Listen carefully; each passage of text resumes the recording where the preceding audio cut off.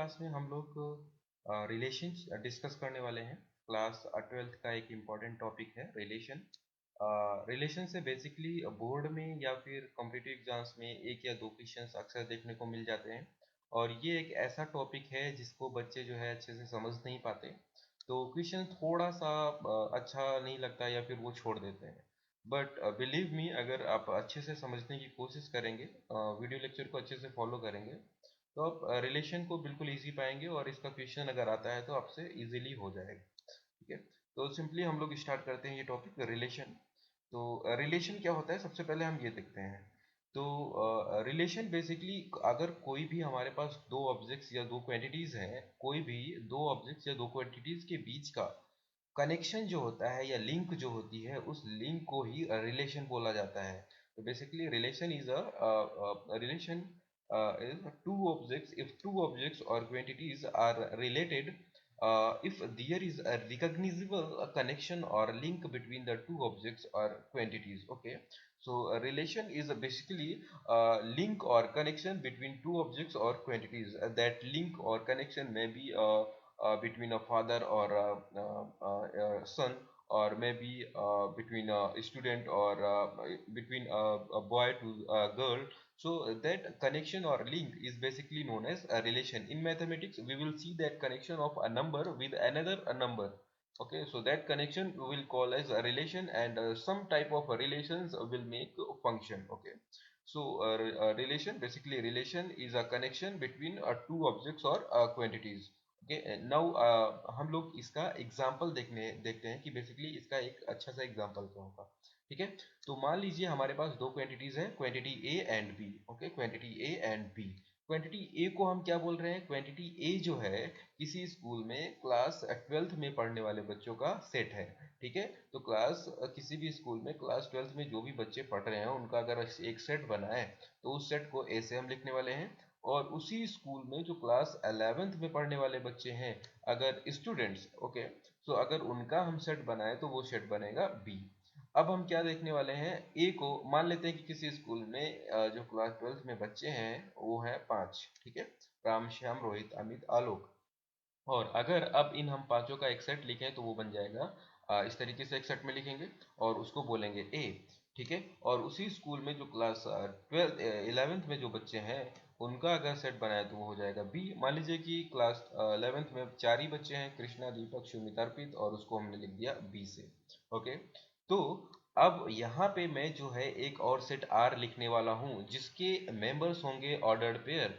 तो हम लोगों ने क्लास 11th में रिलेशन चैप्टर जब पढ़ा था तो वहाँ पे हमने पढ़ा था कि कार्टेशियन प्रोडक्ट जो होता है उसमें हमेशा ऑर्डर पेयर आते हैं। ठीक है, तो एक सेट आर जो कि कार्टेशियन जो कि ऑर्डर्ड पेयर के थ्रू ऐसे लिखा जा रहा है, जिसका फर्स्ट एलिमेंट राम, आलोक और रोहित, ये किससे आ रहा है, ये आ रहा है ए से।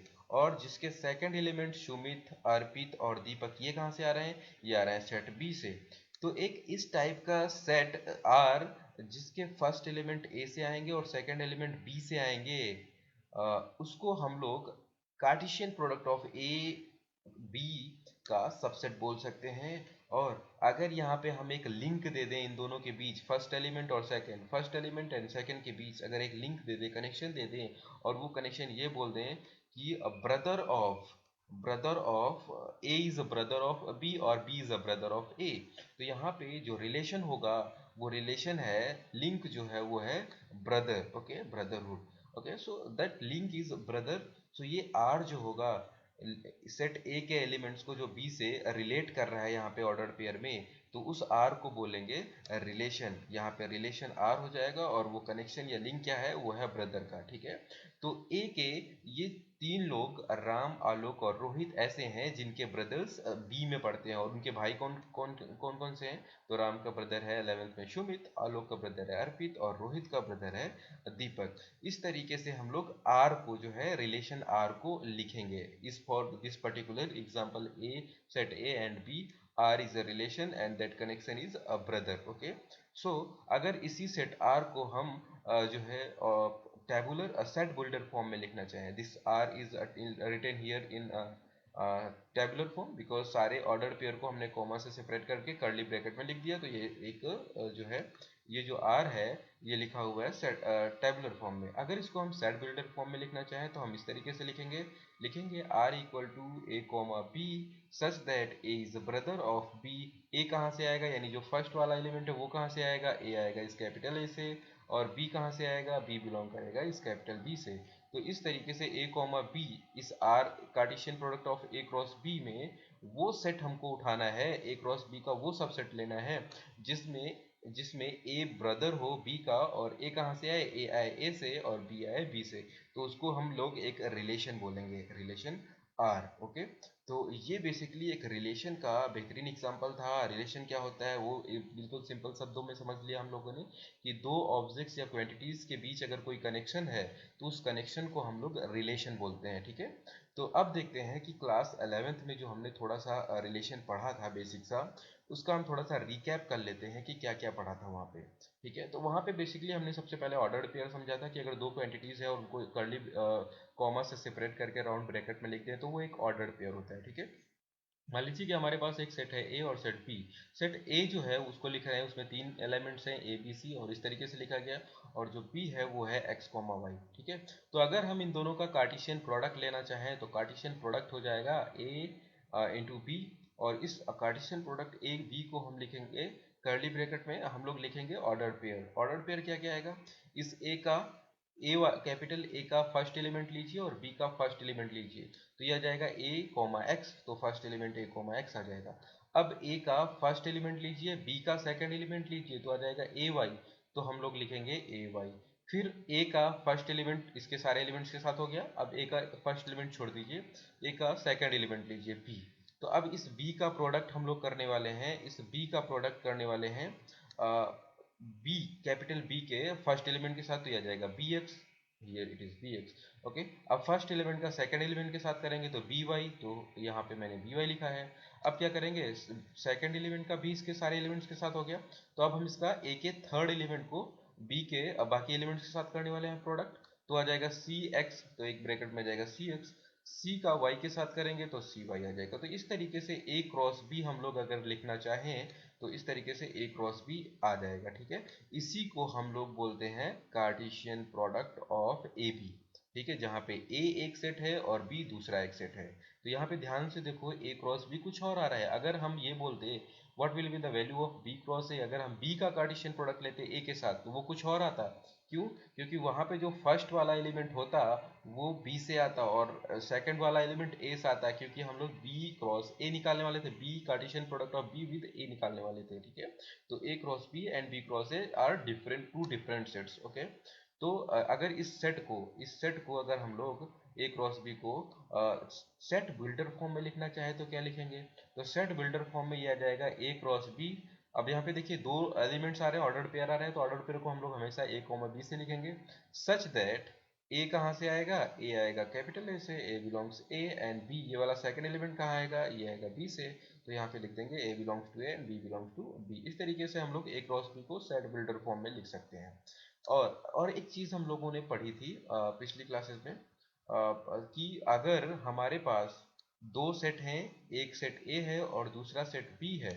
ओके, हमारे पास दो सेट हैं ए और बी, और ए में अगर m नंबर ऑफ एलिमेंट्स हैं और बी में n नंबर ऑफ एलिमेंट्स हैं। ओके, तो अगर a में m नंबर ऑफ एलिमेंट्स हैं और b में n नंबर ऑफ एलिमेंट्स हैं, तो a क्रॉस b में टोटल नंबर ऑफ एलिमेंट होते थे m इंटू n।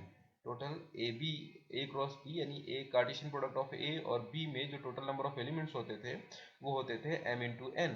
ठीक है, और हमें ये पता है कि अगर किसी सेट में n नंबर ऑफ एलिमेंट्स हैं, n नंबर ऑफ एलिमेंट्स हैं, तो उसके टोटल सबसेट्स होते हैं 2 टू द पावर n।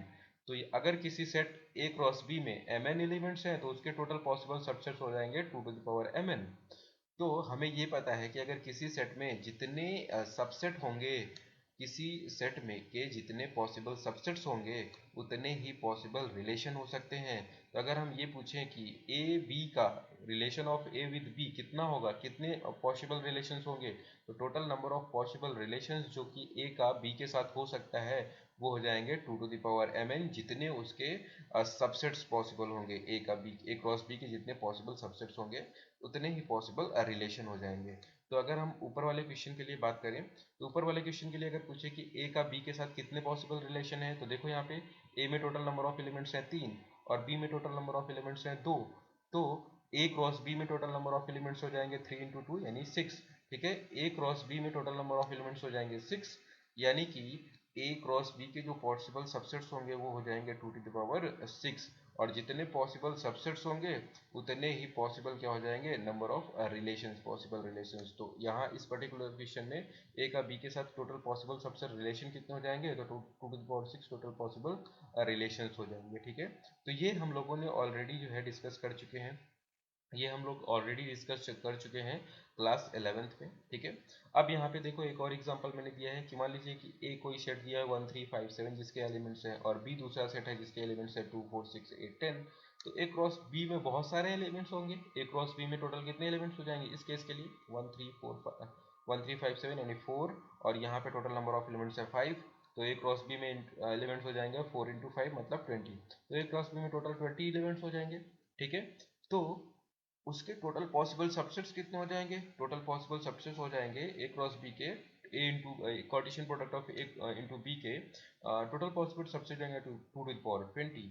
और उस 2 टू द पावर 20 में अगर कोई भी एक हम रिलेशन लेंगे तो वो एक रिलेशन जो है, एक सबसेट लेंगे तो वो एक सबसेट जो होगा 2 टू द पावर 20 में वो एक रिलेशन को रिप्रेजेंट करेगा। ठीक है, तो यहाँ पे हमने ए क्रॉस बी का एक कोई सबसेट लिया है ये, जिसमें 4 ऑर्डर्ड पेयर हैं, तो ये एक बेसिकली क्या करेगा, एक रिलेशन को रिप्रेजेंट करेगा। और किसका रिलेशन है ये रिलेशन है, देखिए यहाँ पे जो फर्स्ट वाला एलिमेंट्स आ रहे हैं, ये फर्स्ट वाले एलिमेंट्स जो हैं वो इस कैपिटल ए से आ रहे हैं, और ये जो सेकंड वाले एलिमेंट्स आ रहे हैं, ये सेकंड वाले जो एलिमेंट्स हैं ये आ रहे हैं इस बी से। तो ये रिलेशन हो जाएगा कैपिटल ए का कैपिटल बी के साथ। ठीक है, तो ये रिलेशन हो जाएगा कैपिटल ए का कैपिटल बी के साथ। इस तरीके से हम लोग रिलेशन को जो है डिफाइन करते हैं। 11th में हम लोग एक और चीज़ देखते हैं कि अगर कोई रिलेशन दिया हुआ है तो उसका डोमेन क्या होता था, उसका रेंज क्या होता था और उसका कोडोमेन क्या होता है। ठीक है, तो बेसिकली अब हम डोमेन के बारे में बात करेंगे।